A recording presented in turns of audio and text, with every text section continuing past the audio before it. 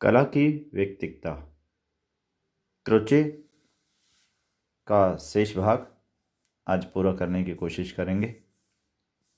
कला की व्यक्तिकता, चूंकि अंतःप्रज्ञा बिल्कुल इंडिविजुअल होती है, व्यक्तिक होती है, इसलिए कला भी बिल्कुल व्यक्तिक वस्तु है, इंडिविजुअल है। कला में भेद का कारण व्यक्तिकता है। दो कवियों, दो गायकों, दो चित्रकारों, दो मूर्तिकारों की कला में जो अंतर्दृष्टिगोचर होता है वह उनकी अपनी विशिष्ट व्यक्तिकता के कारण ही।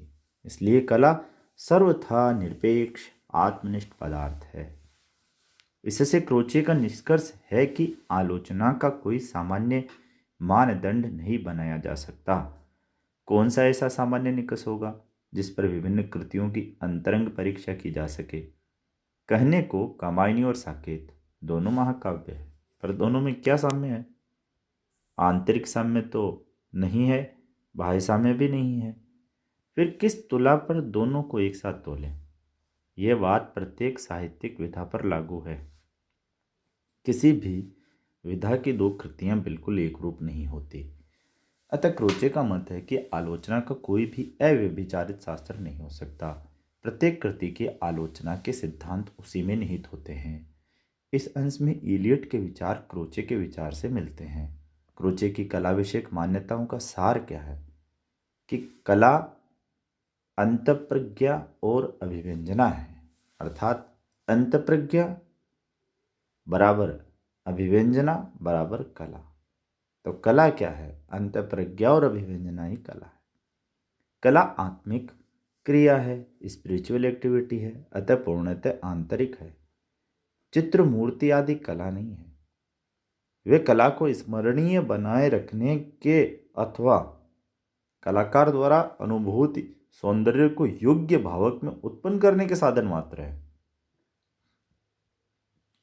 बहुत ही महत्वपूर्ण बात यह है कि कला क्या है कि स्पिरिचुअल एक्टिविटी है, अतः पूर्णतः आंतरिक ही है। कला जो है, चित्र और मूर्तियां आदि जो देखते हैं वो कला नहीं है।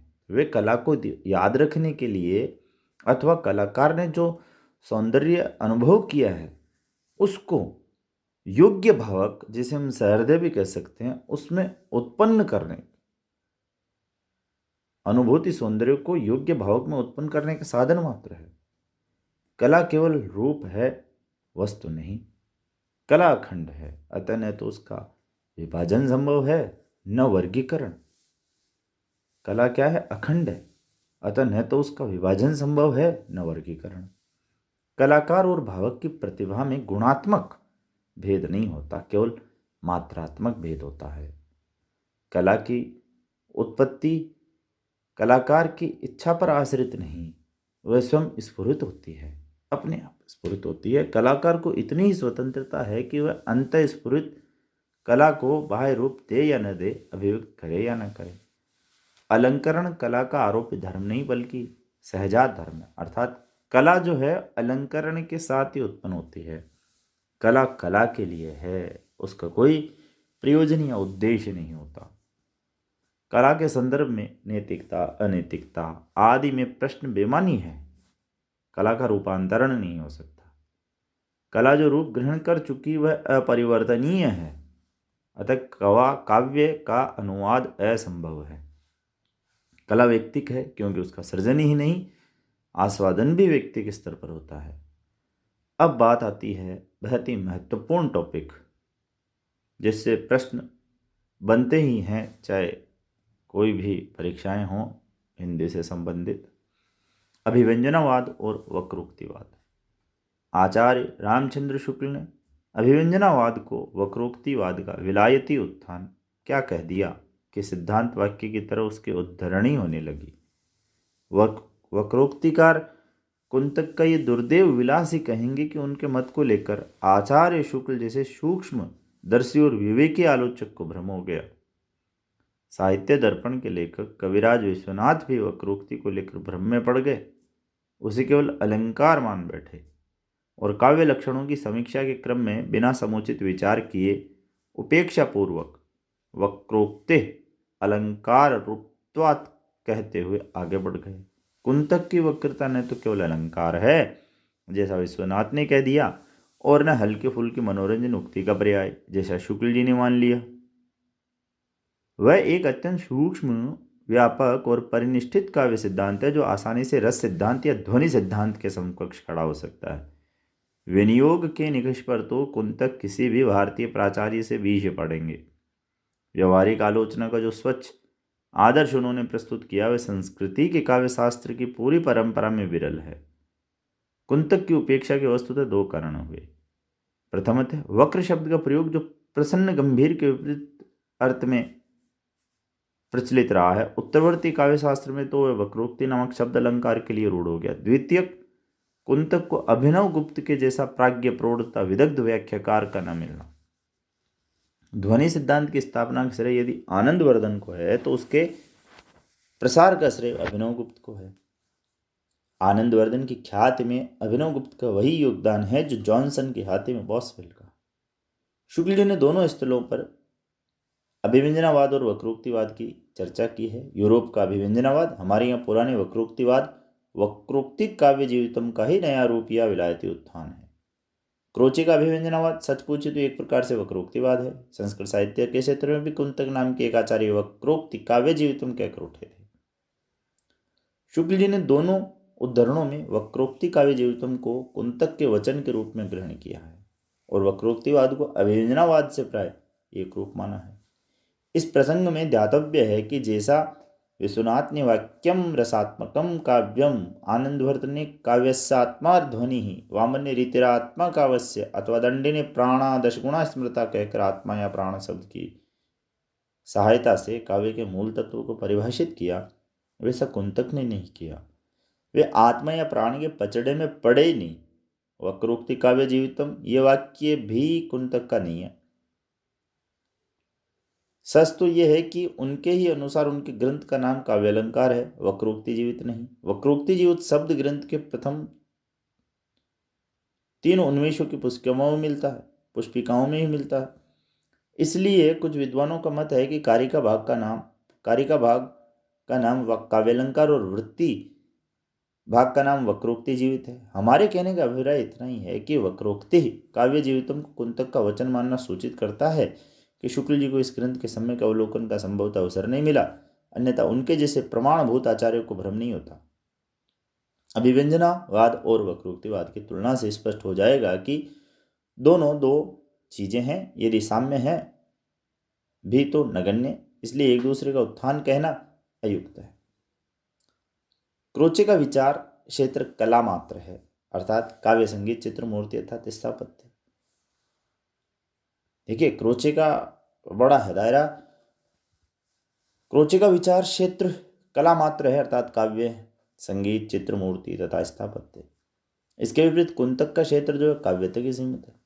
क्रोचे जो भी कहते हैं सभी कलाओं को ध्यान में रखकर, किंतु कुंतक को काव्य के अतिरिक्त और किसी कला से कुछ भी लेना देना ही नहीं है। स्वभावतः दोनों की दृष्टि और अभिगम में अंतर है। क्रोचे का विवेचन मुख्यतः कला के सृजन से संबंध है, कुंतक का काव्य के आस्वादनीय विश्लेषण से। एक यह बताता है कि कला की उत्पत्ति या सिद्धि कैसे होती है, दूसरा यह कि उत्पन्न या सिद्ध कला का आस्वादन कैसे किया जाता है। यद्यपि कुंतक ने बार बार कवि व्यापार शब्द का प्रयोग किया है, इसका सामान्य अर्थ यही होता है कि कवि रचना कैसे करता है, पर यह पक्ष उनके निरूपण में नितांत गौण है। किसी भी अन्य अलंकारिक की तरह वे काव्य लक्षण, गुण, अलंकार आदि के विवेचन में ही तत्पर दिखते हैं।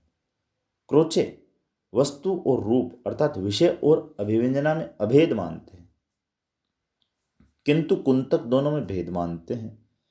क्रोचे की दृष्टि में रूप के बिना वस्तु का अस्तित्व नहीं है, क्योंकि रूप से ही वस्तु का ज्ञान होता है। वस्तु चाहे जो भी हो, उसका रूप यानी कि उसकी अभिव्यंजना ठीक होना चाहिए। वक्रोक्ति को अर्थात अभिव्यंजना के चमत्कार को कुंतक भी महत्व देते हैं, किंतु वस्तु का निषेध नहीं करते। अलंकार और अलंकार्य का पार्थक्य उनके दृष्टि से कभी तिरोहित नहीं होता। स्वभावोक्ति को अलंकार मानने वालों की खिल्ली उड़ाते हुए वे कहते हैं कि स्वभावोक्ति तो वस्तु और अलंकार्य है, अलंकार कैसे हो सकती है? अलंकार्य का अलंकार बनना वैसा ही बेतुका है जैसे किसी का अपने कंधे पर आप चढ़ जाना। क्रोचे के अनुसार कला का कोई प्रयोजन नहीं हुआ करता है, वह अपना प्रयोजन आप ही है, अर्थात कला कला के लिए है। इसके प्रतिकूल कुंतक काव्य के अनेक प्रयोजन मानते हैं। चतुर्वर्ग अर्थात धर्म अर्थ काम मोक्ष की प्राप्ति, लोक व्यवहार का ज्ञान, परम आनंद। स्पष्टतः क्रोचे कलावादी है और कुंतक उपयोगितावादी प्रयोजनवादी। क्रोचे कला में किसी प्रकार के विभाजन या वर्गीकरण के विरोधी हैं। वे यहाँ तक कहते हैं कि कला की पद्धतियों और वर्गीकरणों के निरूपक सभी ग्रंथों को यदि जला भी दिया जाए तो कोई हानि नहीं होगी। इसके विपरीत कुंतक का समग्र विवेचन चाहे वक्रोक्ति का हो, चाहे गुणों का, चाहे अलंकारों का, विभाजन और वर्गीकरण पर आधारित है। कलावादी होने के कारण क्रोचे लघु कृतियों में कला निष्पत्ति मानते हैं, कारण कि अंतःप्रज्ञा आसुभावी क्रिया है, वह झलक कर तुरंत मिट जाती है। स्वभावतः उसकी झलक की यथावत अभिव्यंजना लघु रूप में ही हो सकती है, इसलिए प्रबंध की तुलना में प्रगीत की कलात्मक संभावना अधिक है। कुंतक को मुक्तक या प्रगीत का आग्रह नहीं। यह उनके प्रकरण वक्रता और प्रबंध वक्रता के सविस्तार निरूपण से स्पष्ट है। प्रबंध वक्रता में संपूर्ण प्रबंध की वक्रता का विचार होता है और प्रकरण वक्रता में प्रबंध के किसी मार्मिक खंड का। कुंतक का काव्य लक्षण क्रोचे से उनका अंतर पर्याप्त स्पष्ट कर देता है। लक्षण है शब्दार्थों सहितो वक्र कवि व्यापार शालिनी वंदे व्यवस्थितो काव्यम तद्विदालाद कारणी। वक्र कवि व्यापार से युक्त, बंध से व्यवस्थित, काव्य को से आनंद करने वाले शब्द अर्थ के सामंजस्य को काव्य कहते हैं। कुंतक के इस काव्य लक्षण 3 बातों पर बल है। कवि व्यापार की वक्रता अर्थात कवि द्वारा वक्रता का सचेत समावेश, काव्यों को आनंद और शब्द अभिव्यंजना अर्थात अर्थ वस्तु का सामंजस्य। क्रोचे के कला दर्शन में कवि व्यापार नाम की कोई चीज नहीं है। व्यापार का अर्थ है सचेत प्रयास। क्रोचे के अनुसार कला का स्वतः स्फुरण होता है, प्रयासपूर्वक उत्पादन नहीं। इसके विरुद्ध कुंतक काव्य को कवि व्यापार अर्थात कवि कौशल का परिणाम मानते हैं। कवि कौशल सचेत प्रयास ही तो है। क्रोचे के यहाँ काव्यज्ञ कलाविद अर्थात भावक का कोई स्थान नहीं है। कलाकार कला की सृष्टि स्वांत सुखाई करता है, किसी दूसरे को उससे आनंद मिलेगा इस चिंता से वो मुक्त होता है। किसी को आनंद मिल जाए तो आपत्ति नहीं, किंतु आनंद देना उसका काम नहीं है। इसके प्रतिकूल कुंतक भावक के आनंद को कवि व्यापार का अनिवार्य उपबंध मानते हैं।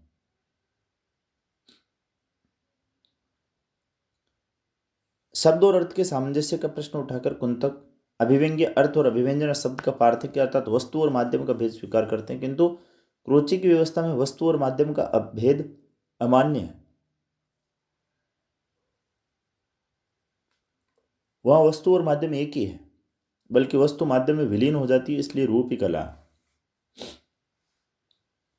क्रोचे की कला विषयक लगभग 1 दर्जन मान्यताओं में मुश्किल से 1-2 का साम्य कुंतक में देखा जा सकता, अन्यथा दोनों 2 छोरों पर है। क्रोचे और कुंतक में साम्य निम्नलिखित है। क्रोचे और कुंतक दोनों अलंकार की बाह्यता पर खंडन करते हैं। दोनों का कहना है कि लौकिक अलंकार की तरह काव्य का अलंकार ऊपर से या बाह्य से आरोपित वस्तु नहीं है, वह काव्य के अभिव्यंजना के साथ साथ निष्पन्न होता है, अर्थात वह अभिव्यंजना का अभिन्न अंग है। क्रोचे और कुंतक दोनों का कहना है कि एक अर्थ का वाचक एक ही शब्द होता है। कोई कह सकता है कि तब पर्याय की क्या आवश्यकता? उत्तर यह है कि पर्याय स्थूल रूप से एकार्थवाची होते हैं, अन्यथा उनमें अर्थ छाया का भेद का प्रयोग करते समय उसकी छाया का भी ध्यान रखना होता है। जैसे दिवाकर और प्रभाकर का अर्थ है प्रकाश करने वाला, कहने की आवश्यकता नहीं है कि दिन और प्रकाश 2 चीजें हैं। इसी तरह प्रत्येक पर्याय में कुछ न कुछ छाया भेद अवश्य होता है। उपयुक्त विवेचन से स्पष्ट है कि किसी भी महत्वपूर्ण पक्ष पर क्रोचे और कुंतक में एक मत नहीं है, बल्कि यूं कहेंगे व्यमत्य अधिक है, इसलिए एक दूसरे का उत्थान कहना स्थिति विरुद्ध है। मूल्यांकन। क्रोचे के सौंदर्य दर्शन की आधार भूमि कलावाद और स्वच्छंदतावाद यानी 19वीं शताब्दी के अंत में फ्रांस तथा इंग्लैंड के अनेक रचनाकार कला के लिए का नारा लेकर आगे बढ़े। जैसा प्रत्येक आंदोलन में होता है, कुछ लोगों ने उनका समर्थन किया और कुछ लोगों ने विरोध। समर्थकों में क्रोचे अग्रगण्य है। वस्तु कलावाद को दृढ़ दार्शनिक आधार देने का श्रेय क्रोचे को ही है। कलावाद के साथ स्वच्छंदतावाद की नैसर्गिक निकटता है, क्योंकि स्वच्छंदतावाद के समान कलावाद भी शास्त्रवाद का विरोधी और व्यक्तिगता का पोषक है। क्रोचे कला का उद्भव न तो अनुकृति से मानते हैं और न नियमबद्ध यांत्रिकता से। प्लेटो और अरस्तु ने कला सृष्टि का मूल अनुकृति को माना। क्रोचे कला का उद्भव न तो अनुकृति से मानते और न नियमबद्ध यांत्रिकता से। प्लेटो और अरस्तु कला सृष्टि का मूल अनुकृति को मानते और पुनर्जागरण युग अथवा नवशास्त्रवादी युग में कला सृष्टि के लिए शास्त्रविद नियमों का यांत्रिक निर्वाह पर्याप्त था। हिंदी के रीति युग से नवशास्त्रवादी युग की अनेक समानताएं हैं। कला सृष्टि के संदर्भ में अनुकृति मूलकता और नियम अनुवर्तिता दोनों ही क्रोचे को मान्य है, क्योंकि उनके अनुसार कला स्वतः स्फुरित वस्तु है। परिणामतः क्रोचे वैसी आलोचना के भी विरोधी हैं जो उपदेशात्मक, सूचनात्मक, प्रयोजन मूलक या नियम अनुवर्ती हो। उनका कहना है कि आलोचना के ये सभी रूप कला में कला भिन्न तत्व को देखने के प्रयास है। कला ने तो उपदेश देती है, न सूचना, न प्रयोजन मूलक होती है, न नियम अनुवर्ती। कला तो केवल कला है, इसके अलावा कुछ है ही नहीं। अतः उसमें और कुछ देखना उसके वास्तविक स्वरूप को भुला देना है। क्रोचे कला संबंधी या काव्य संबंधी अध्ययन को समग्र और संश्लिष्ट बोध का विषय मानते हैं। उनका मत वैसे सौंदर्य आलोचकों से स्पष्टता भिन्न है, जो कला को खंडश और विश्लिष्ट रूप में देखने और समझने की बात करते हैं। क्रोचे का कहना है कि सौंदर्य अवयवों के समुदित प्रभाव में ही रहता है।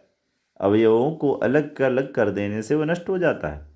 स्वभावतः कलात्मक बोध के लिए समग्रता और संश्लिष्टता अनिवार्य है। क्रोचे कलाकृति के अध्ययन तथा बोध के लिए ऐतिहासिक परिवेश का ज्ञान आवश्यक मानते हैं। क्रोचे कलाकृति के अध्ययन तथा बोध के लिए ऐतिहासिक परिवेश का ज्ञान आवश्यक बताते हैं। कलाकार के व्यक्तित्व का निर्माण युगीन परिस्थितियों से होता है, अतः उसकी अंतःप्रज्ञा से उद्भूत कला भी युगीन परिस्थितियों के प्रभाव से मुक्त नहीं हो सकती। समय के प्रभाव से परिस्थितियां ही सही, भाषा भी परिवर्तित हो जाती। बहुत सारे शब्दों के अर्थ छटा में अंतर आ जाता है। इसलिए किसी कवि की रचनाओं को ठीक से हृदयंगम करने के लिए तदयुगीन परिवेश और भाषा दोनों की जानकारी अपेक्षित है। जहाँ प्रमाणिक तथा व्यवस्थित इतिहास उपलब्ध न हो, वहाँ बिखरे खंडों को जोड़कर इतिहास का निर्माण करना आवश्यक है। अन्यथा बहुत सारी उपयोगी बातें दृष्टि से ओझल रहकर कला के सौंदर्य बोध में अवरोध उत्पन्न करती है। कला और को सर्वथा आंतरिक क्रिया के कर क्रोचे कलाकार के अतिरिक्त महत्व देते हैं। कला आंतरिक क्रिया तो है, पर केवल आंतरिक है। ये कथन एकांगी और अतिवादी है। इसमें कई विप्रतिपत्तियां उत्पन्न होती है, जिसका समाधान स्वीकार नहीं है। कला में कलाकार को छोड़कर और किसी को कोई महत्व नहीं रह जाता, भावक का भी नहीं। भावक की उपेक्षा से संप्रेषण का प्रश्न उपेक्षित हो जाता है, जबकि संप्रेषण से कला को अलग नहीं किया जा सकता। कला मूल्य निरपेक्ष बन जाती है। भावक, संप्रेषण तथा मूल्य की अस्वीकृति कला को तो अनुपादेय बनाती है, परंपरा और वास्तविकता का भी प्रत्याख्यान करती है। कलावाद की सबसे बड़ी कमजोरी है, यही सबसे बड़ी कमजोरी है कि भावक, संप्रेषण तथा मूल्य की अस्वीकृति कला को तो अनुपादेय बनाती है, परंपरा और वास्तविकता का भी प्रत्याख्यान करती है। भावक की अपेक्षा नहीं, संप्रेषण पर ध्यान ही नहीं, मूल्य का महत्व नहीं, तो कला की सार्थकता क्या रही। इन विप्रतिपत्तियों का एक अनिवार्य परिणाम यह भी है कि कला परक आलोचना का अवकाश नहीं रह जाता। जहाँ कला केवल कलाकार के मन की ही वस्तु होगी, वहाँ आलोचक के पास उसे जानने का साधन क्या होगा। जाने बिना वो उसका विवेचन क्या करेगा। स्पष्ट है कि क्रोचे की सौंदर्य धारणा आलोचनात्मक प्रभाववाद को पुष्ट करती है, जो आलोचना न होकर व्यक्तिगत प्रतिक्रिया मात्र है। जब क्रोचे कला के विभाजन या वर्गीकरण का खंडन करते हैं, तो अनायास उन मानदंडों का भी खंडन हो जाता है जो कला के विवेचन और मूल्यांकन के लिए ही नहीं, बल्कि बोध और आस्वाद के लिए भी उपयोगी है। विभाजन का वर्गीकरण से किसी वस्तु को समझने में आसानी होती है, सहायता मिलती है। विभाजन या वर्गीकरण वही है जो या तो निरुपयोगी हो या बाल के खाल निकालता हो, अर्थात जिसका कोई व्यवहारिक उपादेयता न हो। क्रोचे ने कला, अंत प्रज्ञा, विवंजना, कल्पना, रम्य, कल्पना, सौंदर्य आदि शब्दों को पर्याय के रूप में प्रयोग किया है। कहने की आवश्यकता नहीं है कि ये शब्द भिन्न भिन्न अर्थों के बोधक हैं। अतः शास्त्र और परंपरा से हटकर इनका नूतन संकेत ग्रहण करने में पाठक को अनावश्यक उलझन होती है। यूं क्रोचे की भाषा स्वच्छ है और दर्शन को भी उन्होंने अपने लेखन से लोकप्रिय बनाया है। क्रोचे के कला दर्शन में अनेक सूक्ष्म भावनाएं हैं। विषय निरूपण गंभीर होते हुए विशद है, किंतु अतिवादिता से संतुलन अनेकत्र बाधित हो गया है। 20वीं शताब्दी के कला विवेचकों और सौंदर्य शास्त्रियों में वे निसंदेह स्थायी महत्ता के अधिकारी हैं। जिनको इस पुस्तक से अध्ययन सुगम लगता है, सुलभ लगता है, कृपया इस चैनल को सब्सक्राइब करके हमें कृतार्थ करें। धन्यवाद।